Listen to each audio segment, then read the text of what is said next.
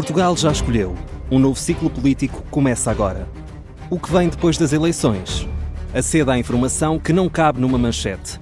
Assine hoje, com até 55% de desconto, e habilite-se a ganhar um dos 10 cartões oferta FNAC que temos para oferecer.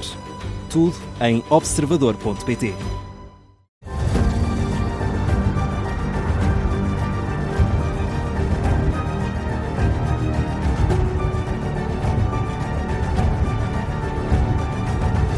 Está no ar uma edição especial do O Domínio da Guerra com o Major-General Álvaro Moreira. Bom dia. Olá, muito bom dia, General. a todos. 24 de fevereiro de 2022, há exatamente 4 anos, tropas da Federação Russa invadiram a Ucrânia com a intenção de derrubar Zelensky e de assumir os destinos políticos da Ucrânia em poucos dias. 4 anos depois, assinalamos esta data com uma edição especial de O Domínio da Guerra. E, General, talvez fosse interessante começarmos por olhar para aquilo que se passou ao longo desse dia 24 de fevereiro de 2022. Este dia foi decisivo e o que eu convido os nossos ouvintes é embarcarmos numa cápsula do tempo e irmos para Hostomel, na manhã do dia 24 de fevereiro. Estamos em Hostomel. O que é Hostomel? Hostomel é uma pequena cidade a cerca de 15 km do centro de Kiev. O que caracteriza Hostomel é um aeroporto chamado Aeroporto Antonov, de onde opera aquele que era o maior avião de carga do mundo, o Antonov AN-225. Hostomel não está nos mapas, ninguém sabe onde é Hostomel e ninguém sabe que sob Hostomel se prepara uma das operações mais terríveis da guerra deste primeiro dia. Hostomel tem uma pista de aviação. Essa pista de aviação tem 3,5 km. É uma pista construída para aviões de carga e, além disso, é um centro logístico importante. Isto é, tem hangares, tem depósitos, permite armazenar coisas e tem também lá uma brigada. Uma brigada que é a Brigada de Reação Rápida da Guarda Nacional, que foi construída de acordo com especificações da NATO. Só que a brigada hoje não está lá, porque os ucranianos estão a contar com uma invasão russa a partir do Donbass e pegaram nas suas unidades militares e puseram-nas a sudoeste de Kiev. Isto é, aquela fantástica base, neste momento, tem 200 soldados do serviço militar obrigatório. Isto para nós é importante. É depois. Isto para nós é importante. Tem 200 soldados do serviço militar obrigatório. Esses soldados estão distribuídos em 2 núcleos. A norte da pista tem um sistema canhão antiaéreo, ZU-23-2. Estão lá cerca de 20 soldados e os restantes estão a sul da pista, na zona das cavernas. Acontece que chegou a altura de colocarmos os nossos capacetes na cabeça e de vestirmos os nossos coletes antibala, porque a operação vai começar.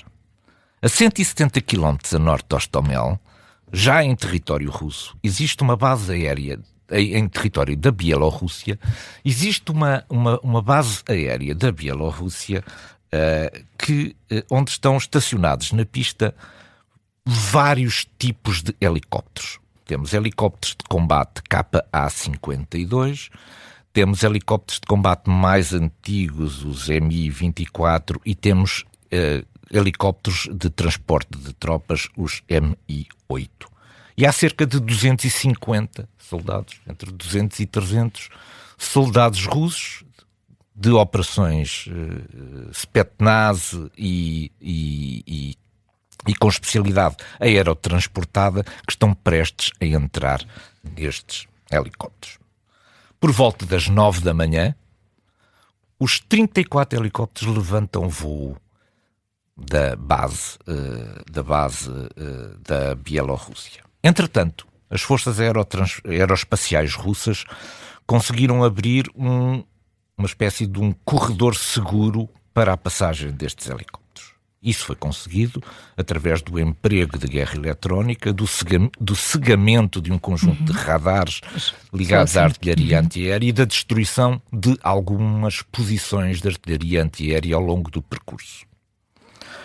Com a rota segura, os 34 helicópteros entram na Ucrânia pelas 9h30 da manhã. e vão seguir ao longo do vale do rio Dnipro, para manterem uma assinatura visual e uma assinatura radar muito baixa. Entram às 9h30 em território ucraniano. Só pelas 10h30 da manhã os ucranianos vão dar conta desta infiltração dos 34 helicópteros. E vão dá-los perto daquilo que é uma barragem hidroelétrica para a produção hidroelétrica, que é a barragem a norte de Kiev. O sistema antiaéreo ucraniano consegue abater os 2 helicópteros que vêm à frente, mas os outros 32 prosseguem a sua marcha para sul. A sua missão, a missão desta equipa de helicópteros de ataque e de helicópteros de transporte, é assegurar a segurança, tomar a base e assegurar a segurança da pista do aeroporto de Hostomel. Porquê? Porque a seguir virão mais tropas aerotransportadas para tomar conta de toda a base. E, portanto, estes são a força que vem tomar conta da pista e assegurar a segurança da pista. Entretanto, pelas 7 da manhã, Hostomel é sacudida por 3 mísseis calibre, mísseis de cruzeiro. Não é uma indicação muito especial, mas é a indicação de que a guerra já começou. O comandante da base, que é nesta altura um major, porque todos os oficiais foram com a brigada, ficou lá um major a tomar conta da base, manda distribuir o melhor que pode, as poucas forças que tem para tomar conta garantir a segurança da base. Entretanto, estes 34 helicópteros, por volta das 11 horas, chegam a Hostomel. O comandante é surpreendido pelo barulho do rotor dos helicópteros, pelo disparo dos rockets dos helicópteros de ataque e pelos sistemas canhão também dos mesmos helicópteros. Isto é, toda aquela operação aerotransportada tem por missão conquistar a unidade pela qual ele é responsável. A guerra vai durar 2 horas. Este ataque russo vai durar 2 horas. Estamos no dia 24 de fevereiro de 2022. Sim, foi mais ou menos a esta hora. Às 11 horas, portanto, é na altura em que são aqui 10 horas, portanto, foi basicamente agora que está a acontecer. Os helicópteros de ataque procuram eliminar, sem sucesso, a defesa constituída pelos tais soldados do serviço militar obrigatório. Estes soldados têm instrução militar básica. Não são soldados profissionais. Têm consigo apenas o armamento ligeiro, normalmente as espingardas automáticas. Alguns têm sistemas portáteis antiaéreos. Igla, que é um míssil antiaéreo portátil. E um dos soldados, logo na primeira passagem dos helicópteros de ataque, os Ka-52, consegue disparar o seu míssil e atinge o helicóptero. Portanto, logo no início do combate, começa com a perda de um Ka-52 disparado por um míssil, disparado por um soldado do serviço militar obrigatório. Isto vai galvanizar estes soldados que durante 2 horas, e porquê 2 horas? Deram tudo, não é? Deram tudo o que puderam para evitar que a base fosse tomada. Ao fim de 2 horas, acabaram-se os mísseis antiaéreos, acabaram-se as munições e os soldados foram obrigados a retirar. Mas ganharam 2 horas que foram preciosas para o desenvolvimento das operações militares durante este dia. Aproveitando a retirada, os Mi-8, que são os helicópteros de transporte, fazem desembarcar na base cerca de 200 e 300, talvez 250 soldados de operações aerotransportadas que vão ocupar a pista e procurar garantir a sua segurança. Só que, entretanto, passaram 2 horas com tudo isto e uma outra operação que estava a ser desenvolvida, que era uma operação já não com helicópteros, mas com aviões táticos de transporte que viria de Pskov, um aeroporto na Federação Russa, trazendo um reforço de 1000 tropas para tomarem conta da base, teve que ser abortado. Portanto, começou aqui o encadeamento de uma sucessão de pequenos eventos inesperados que vão conduzir a que a Federação Russa vá perder a Batalha de Kiev.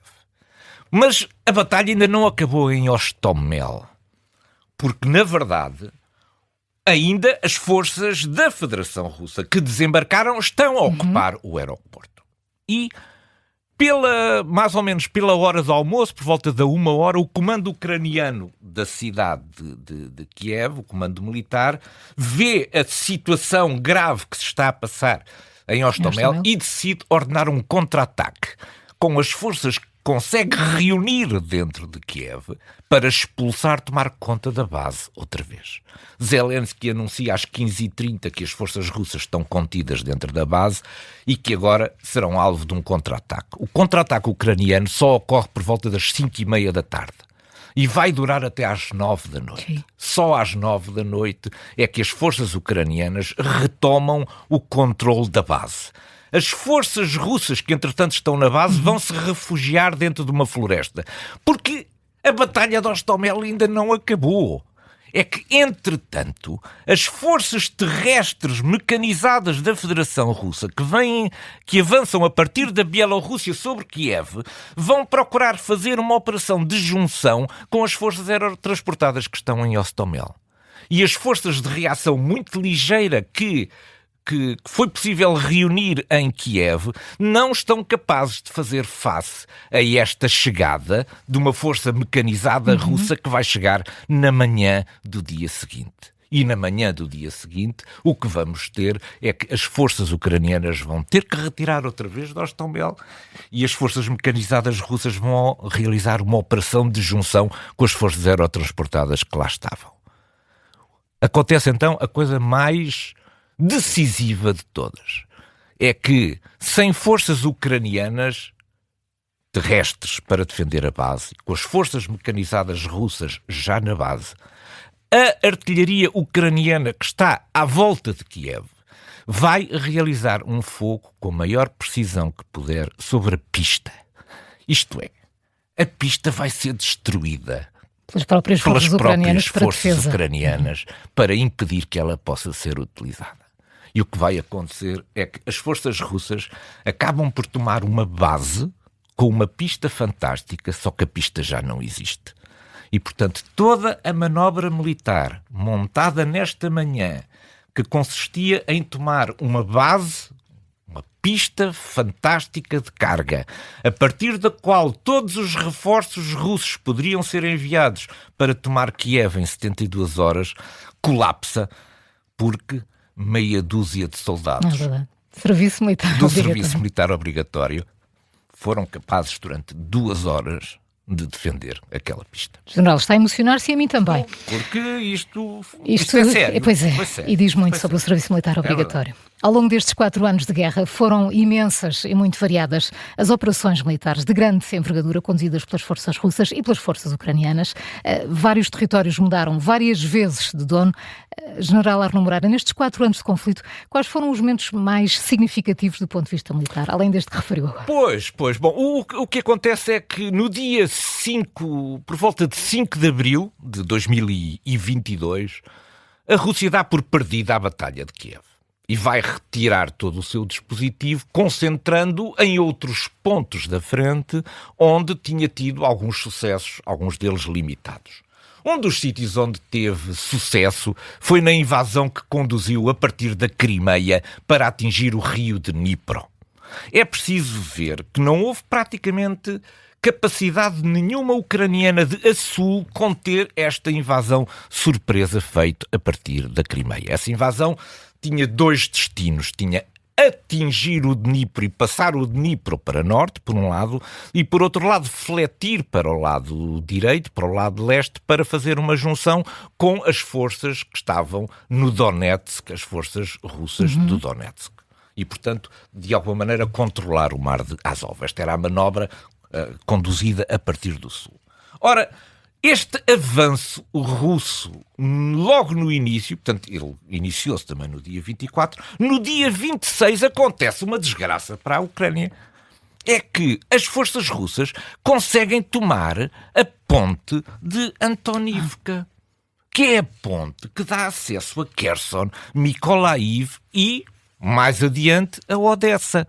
Os ucranianos não conseguiram ficar na posse da ponte e não a conseguiram destruir, o que permitiu a passagem de milhares e milhares de tropas russas para norte do Dnipro, avançando sobre Kherson, procurando ultrapassar Mykolaiv para se dirigirem para Odessa. Uma desgraça completa nestes primeiros dias de combate.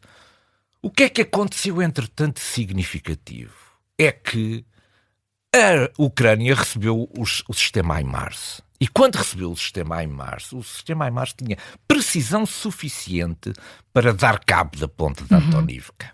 E foi isso que aconteceu a partir do verão. A ponte de Antonivka tornou-se o alvo privilegiado dos HIMARS e a ponte de Antonivka foi danificada de tal maneira que deixou de servir de poder alimentar a logística que sustentava todas aquelas forças russas a norte. E, portanto, o que nós assistimos é que até dezembro a bolsa a norte do Dnipro, que era perigosíssima porque permitiu tomar Kherson, ameaçou Mykolaiv e ameaçava chegar a Odessa, foi sendo progressivamente reduzida por causa dos HIMARS que deram cabo da ponte de Antonivka. Este é um aspecto importante porque esta manobra de retirada, que é uma manobra muito difícil, teve que ser feita através de um sistema de pontões, de embarcações unidas umas às outras, que permitiram ao dispositivo russo retirar. Odessa respirou de alívio depois dos HIMARS terem destruído a ponte de Antonivka. Essa foi uma. Depois, 2022, a segunda parte de 2022 foi uma parte de grande entusiasmo para a Ucrânia, porque tinha vencido em Kiev, tinha reduzido o avanço russo a norte do Dnipro e resolveu fazer uma contraofensiva muito grande na região de Kharkiv. Kharkiv também, a Federação Russa já tinha desistido de tomar Kharkiv e em setembro de 2022 as forças ucranianas rompem várias linhas de defesa no Oblast de Kharkiv, capturam imensíssimo material que depois vão utilizar em seu proveito próprio e vão recapturar Liman. E, portanto, isto é uma ofensiva de natureza clássica, segundo padrões convencionais utilizados pelo Ocidente, em que a velocidade é um fator fundamental, permite romper linhas russas e impedir que as forças russas se consolidem. E, portanto, elas consolidaram-se muito atrás, ganharam-se imensos quilómetros quadrados com esta ofensiva de Kharkiv. Isto deu um entusiasmo grande à Ucrânia. E então começa-se a falar na grande ofensiva da primavera de 2023. Para isso é preciso material. E, portanto, o Ocidente é chamado a participar na entrega de material para que a Ucrânia consiga, na primavera de 2023, avançar para sul, a partir daquela região entre Zaporizhia e Dnipro, avançar para sul, cortar ao meio o dispositivo russo que está no sul da Ucrânia, separando a parte que está na Crimeia da parte que está no Donbass e, portanto, passar aqui a debilitar extraordinariamente o dispositivo russo. Simplesmente estamos todos a falar disto desde novembro. Desde novembro que se fala na preparação da contraofensiva. Ora, desde novembro de 2022, a Federação Russa começou a construir trincheiras, fossos anticarro e a minar tudo o que era terreno. Teve meses meses e meses a preparar-se para isto. E entretanto, o que é que aconteceu ao equipamento? O equipamento nunca mais chegava, porque muito do equipamento que se deu à Ucrânia era equipamento que estava em depósito, ainda precisava de ser mantido, de ser tornado operacional, ser transportado, etc. Conclusão, a ofensiva da primavera só começa, na verdade, já em junho. E vai embater de frente contra aquele dispositivo brutal de organização do terreno que a Federação Russa tinha conduzido. E em dezembro é já evidente que esta ofensiva falhou nos seus objetivos. Nem sequer nos objetivos mínimos, que era uma cidade importante a meio deste percurso, que era Tokmak, também não conseguiu construir, e muito menos atingir o mar de Azov. Recuperou 370 km quadrados, mas isto é insuficiente em relação àquilo que queria. Depois temos, em 2023, uma coisa fantástica, que é Prigozhin avança sobre Moscovo. Bom, Prigozhin acabaria morto naquele desastre de acidente. Depois temos a incursão de Kursk, que nunca foi muito bem explicada, a incursão de Kursk da Ucrânia, que o que revela é o valor da Coreia do Norte em ajudar a Federação Russa. E depois temos este combate agora de microtática, de pequenos avanços em que estamos neste momento. E depois a guerra energética com toda a crueldade sobre o povo ucraniano. General, para lá da componente militar, as guerras possuem muitos outros domínios de ação e aqui são particularmente importantes os apoios e as sinergias geradas a partir das alianças político-estratégicas que se formam. Nesse sentido, que avaliação podemos fazer dos apoios externos recebidos quer pela Federação Russa, quer pela Ucrânia? Logo no início do conflito, o mundo dividiu-se em duas partes. De um lado, as autocracias, todas juntas, China, Irão, Coreia do Norte, Rússia, e do outro lado, aquilo que nós podemos chamar o Ocidente alargado. Só que o comportamento e a coesão dos dois blocos não foi a mesma. Não houve uma única dissensão no bloco autocrático, enquanto que no bloco democrático do Ocidente houve alterações muito significativas durante estes 4 anos.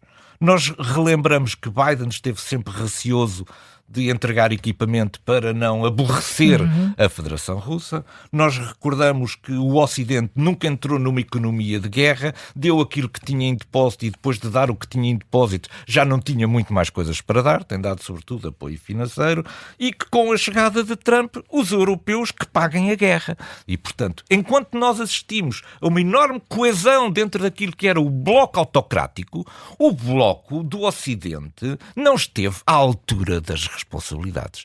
E se hoje, ainda em dia, a guerra prossegue nestes termos, é porque nós devíamos ter feito muito mais do que aquilo que fizemos em relação à Ucrânia.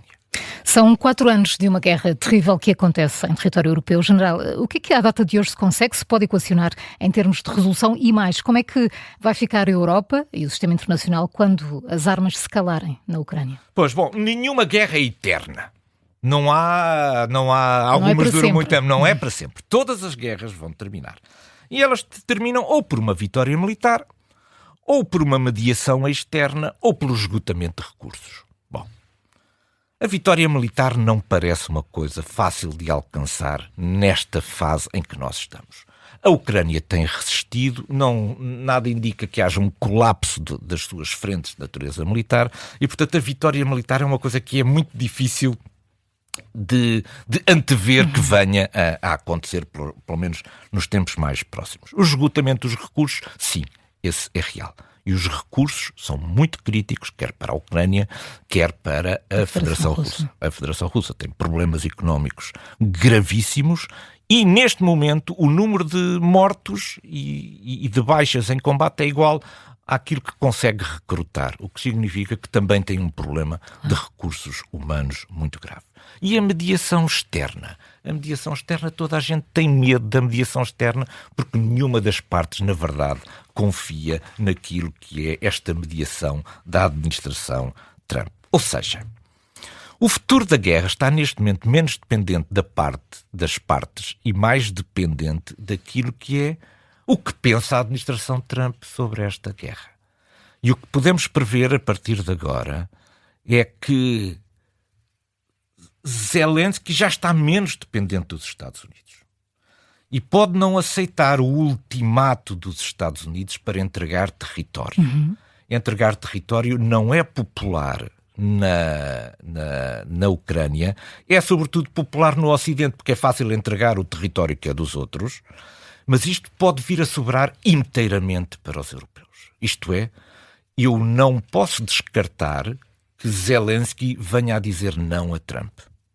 Venha a dizer eu não entrego territórios. E nesse caso, a guerra irá sobrar para os europeus. É assim que eu vejo o futuro próximo Vamos cá desta estar guerra. para assistir. Vamos estar cá. General Arnaud Moreira, muito obrigada por este O Domínio da Guerra, edição especial. Foi um 4 anos prazer. de guerra na Muito Ucrânia. obrigado. Obrigada. Muito obrigado.